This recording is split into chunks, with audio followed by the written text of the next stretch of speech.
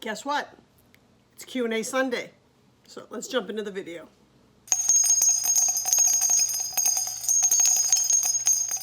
All right, Vincent asked me, how easy would it be to get my first set of orders in Florida? All right. Now, a lot of this will determine, just like anything, one, on how you score in A school. All right. Some A schools have it where it's the top 3. They get their pick of orders. Sometimes it goes all the way down, you know, if you have 20 individuals or whatever in the class. So once again, study, study, study. But, you know, sometimes it's just a matter of just availability. They may say, you're going to go to the East Coast or West Coast or overseas, take your pick. And they may choose for you. So a lot of it depends on your rating and then how you do in A school. So you'll hear many individuals say, study in A school, not only boot camp, but study in A school. You want to do as best as you possibly can to have a higher standing, because not all, but so many A schools, they will actually take the top of the class. You get choice of orders. So Bradley, Camilla, and OMG 97, you all asked questions about FTS. Do I know anyone who's FTS? Yes, I know literally, I'll probably say hundreds of individuals that are FTS. FTS is a great gig, and it's not really known, it's not really talked about, especially like active duty. Active duty members generally do not know about FTS because it's like anything. If it's not in your little bubble, your little part of the world, you know, you're not exposed to it.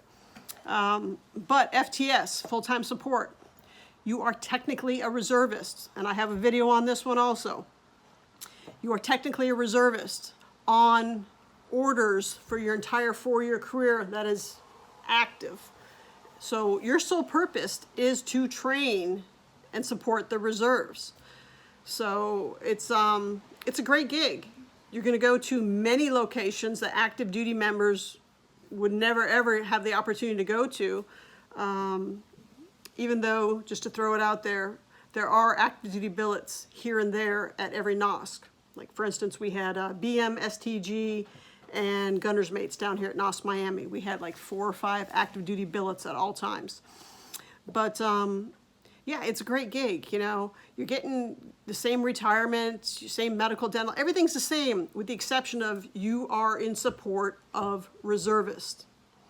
Now, if you are to be stationed, if you're an aviation rate, and you're stationed like Norfolk, out in San Diego, Jacksonville, Mayport area, things of that nature, you're going to be working side by side quite often with active duty. And I've known many active duty that they will serve years with FTS, and then they find out this individual's FTS, and they're like, oh, what? They had no idea. So, you know, it's nothing to worry about. It can be a little bit different as far as generally you stay longer at one location. You have more availability to go to different locations, like I said, that active duty would not normally go. And, you know, you're dealing more with reservists. Now, it can be, especially if you're like a PSYN, you'll really notice it more than some of the other ratings of the difference, because it's a different world as far as the lingo and things of that nature on the reserve side. But yeah, nothing to worry about, nothing to worry about. Actually, you know, I wish I would have known about it when I first enlisted, because I probably would have enlisted back then. It was called the TAR. I would have enlisted on the FTS TAR side. I did have the opportunity later in life, which I did not for other reasons. But no, you know, great stuff. Like I said, literally know hundreds of members that are FTS, and you know, any of them that I'm sure if you talk to, they would tell you nothing but positive things. Sure, you'll get your 1 or 2 that don't like it. It's just like those that don't like the military in general, and they leave. But no, great gig. You know, you are a veteran just like anyone else, active or reserve. Like I said, because you are technically reserves. But no, it's, you know, if you have any other questions about FTS, I do have, like I said, a video about it. But send me a message, comment down below. My email is down below on every single video. So definitely, you know, just ask me questions. I'll get back to you within 24 hours. So next question. I scored a 69 on the ASVAB. Should I retake it? Now, I made a video about this just this past week. I'll link it up above. Why are you retaking your ASVAB? Okay, just to get a better number to, compare to somebody else. Remember, that score, whatever that percentile, regardless if it's a 50, a 60, an 80, a 90, or somewhere in between, that just means you are eligible to enlist in that branch. For instance, the Navy, because the Navy needs a 35 or higher. What you want to look at are your standard scores. So my question to you would be, instead of should I retake that test, what rating do you want? What job in the Navy? Because if you can better understand that, then you can look at the ASVAB score that's actually required, the standard scores, and then you can just look at your standard scores on your test, not that percentile, and you can add them up to see if you qualify. Now, it doesn't mean you're going to get that rating, that job. And the reason I say that is because it depends on what's available at that time when you go in. But the idea is, if you have a particular job or rating you want, look ahead of time to what you need to score. So yeah, especially even that score, I would just definitely say no anyways, because what if for some reason you score lower on the next test? You keep that lower score. You don't keep the high score. So that's just something to think about. But what is your rating? What job are you interested in? That's a question to ask yourself, that I want to ask you, the viewer, when you say, should I retake my test? So I hope I answered your question there. If you have any particular questions about ratings, comment down below, send me a message. My email's attached to every video down in the comment section. And yeah, so let me know what questions you have and I'll make a video. Now this question, I'll admit, I took this from Nikki MGTV's live feed. If you're not subscribed to Nikki, he's an active duty corpsman over in Japan.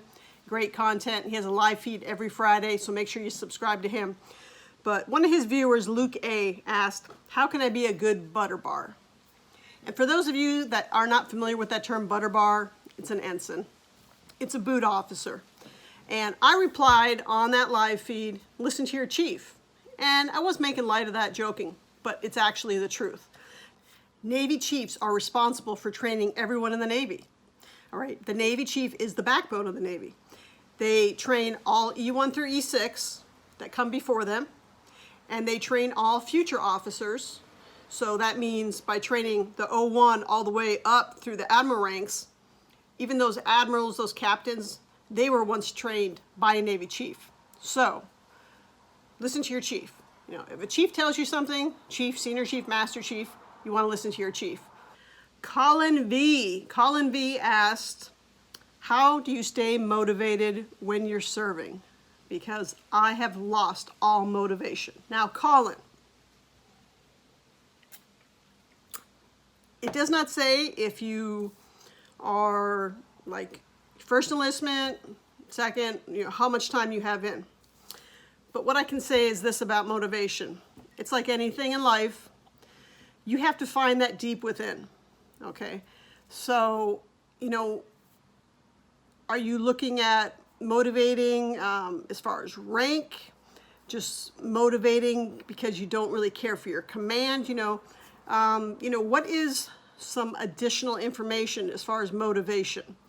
Because chances are, if you're not motivated in the military, that same lack of will also be outside the military.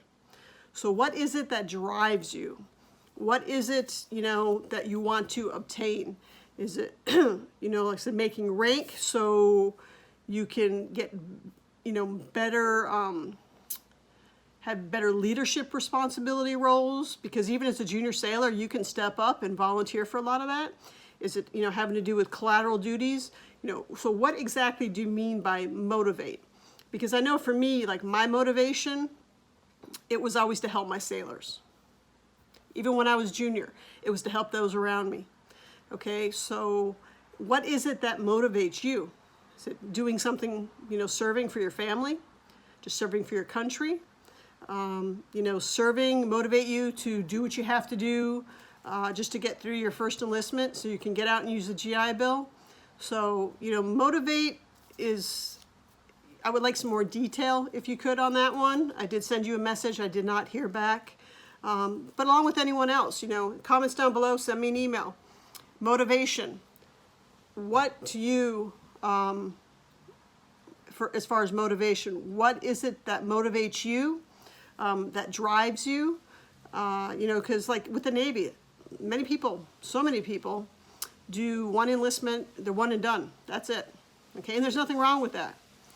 But yeah, what exactly do you mean by motivation?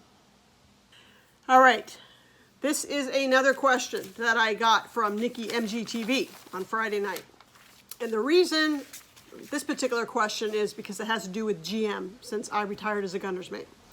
Laura Oakley, she put this message up on Nikki's live feed. My son leaves in 2.5 weeks to boot camp. He's going in as a GM. Good rate? Question mark. He has the creed memorized, but I know not much else. Sigh. What are the best things he can do in those 2 weeks? So my advice from being not only a veteran, but a retired veteran, a Navy chief, and a gunner's mate is don't study. Relax. Enjoy. My advice is enjoy your time at home. Okay? Once your child, son, daughter, whoever, leaves and goes to boot camp, and I say this in a lovingly way, but they're never going to be the same when they return home. Okay?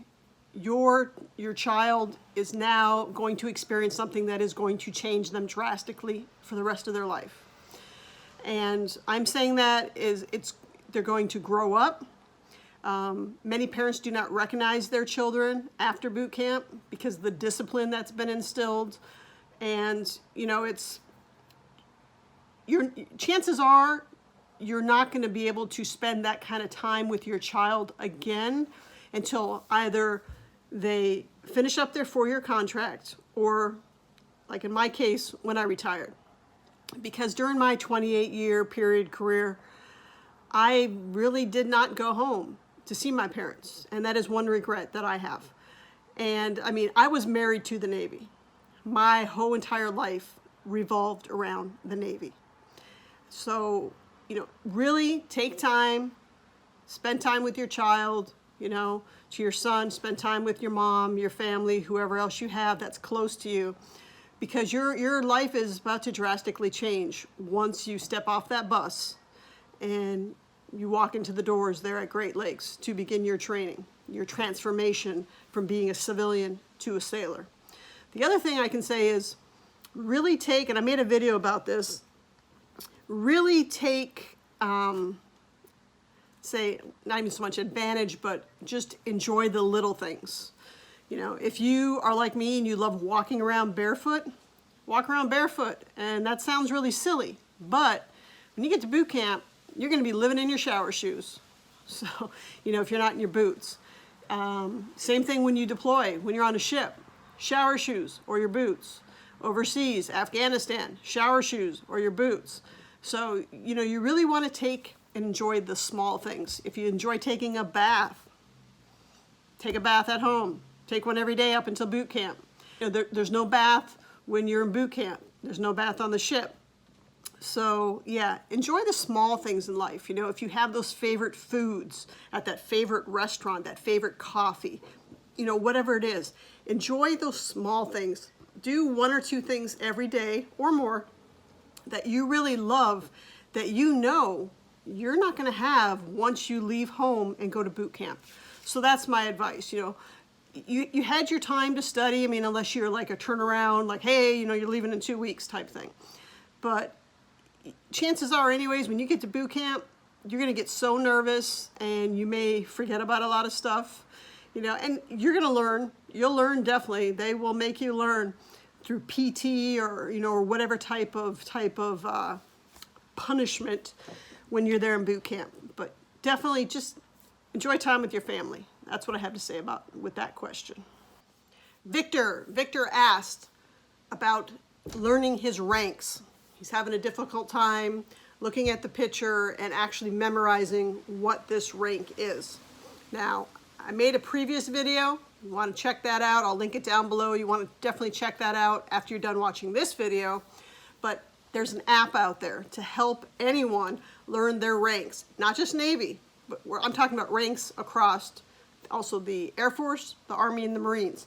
Now, the Coast Guard is not included in this app. However, the Coast Guard has the same exact ranking structure as the Navy, as far as petty officers and things of that nature. So I hope that answers your question there, Victor. Definitely check out that app. I have heard nothing but good things from individuals that have used it to learn their ranks before heading off to boot camp. And the last question I have for this video today is actually from 4 different individuals: Katrina, William, Sarah, and VVB7. All right, these 4 individuals asked me if I actually had like a workout routine to prep for boot camp.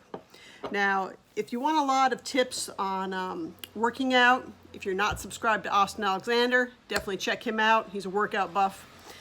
I myself, I love working out. I have not done so in, it's actually been a year. Yeah, it was a year since my last surgery that I had, so I have not been working out, and that's also for other reasons. But tell you what, I will motivate you if you help motivate me. Okay, so like I said, I love working out, I do. And for one reason or another, I have not been working out. So let's do this. Comment down below or send me a message if you would like to get in on this gig. I will write some workout plans. I will follow those workout plans. If you want to follow along with me, all right, let's set a goal. You know, certain amount of running, walking, weightlifting, things of that nature. And yeah, you know, especially if you're getting ready to head off to boot camp. You know, boot camp's not the only time you work out. You still need to pass your PFA, or PRT, I should say, physical readiness test, twice a year. You know, PFA, that's your assessment. The first exam that you will take when you get to boot camp. So yeah, if you guys are into that, you know, I need motivation just like you do. And I really do miss working out. So yeah, you know, let's do this. If you want to work out, let me know. Comment down below. Like I said, send me a message. What is it that you need help on? Myself, I suck at running. I can honestly say that I have not run in, it's probably been about 5 years. And that's also for medical reasons. I was told since 2004, when I had a serious injury to my ankle, that just other things progressed medically, that I should not be running. So like for me personally, I either swam or I did the bicycle for the PRT every year. But yeah, you know, you know, I can either try and do a light jog, maybe working into a running, along with some walking. But you know what? You motivate me, I'll motivate you. Let's do this together, because that's what I'm here for. I'm here for you guys to, you know, to get you to where you want to be on this journey. If you want to join the military, I'm here to help you. If you're in and you're struggling with either advancement exams, writing evaluations, something physical as far as your PRT and all, I'm here for that too. So, you know, I'm human. I need help also. Like I said, let's motivate each other. Let me know in the comments down below. If you're not subscribed, please consider subscribing. Get back on track, putting out some videos, doing my best to put them out daily, at least for the rest of the month. Let me know if there's something specific that you want. So until the next video, take care. Please be safe, and I hope you guys have a great day. Bye.